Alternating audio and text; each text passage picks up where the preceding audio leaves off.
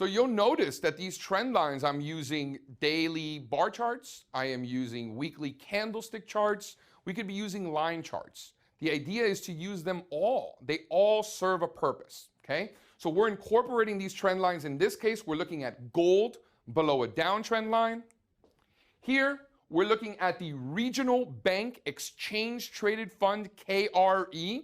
This is an ETF that tracks a basket of regional banks in the United States. And I think this is a great example of starting the uptrend line not from the absolute low, but from the second low. Okay, again, this is not an exact science, it's an art. So the uptrend line from the absolute low didn't make much sense. The market didn't really react to that uptrend line. So we want to let the market dictate how we draw our trend lines. In this case, clearly from the second low, we're looking at the low in regional banks in the first quarter of 2016.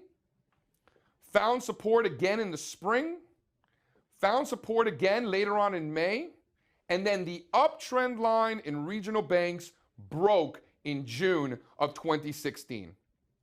What I want to talk about here is the kickback, okay? We get that kickback a lot. So in this case, we have a beautiful uptrend. Buyers came in, buyers came in, buyers came in, buyers tried to come in and failed. So the uptrend line in regional banks was broken in June. Notice how the market went back and retested that broken uptrend line. We want to be fading it. We want to be selling into that. That's that last opportunity to sell. We get that kickback a lot. And in this case, that last opportunity, if you didn't take it, you got washed out. So when we originally break the downtrend line, or in this case, the uptrend line, we want to be fading the kickback.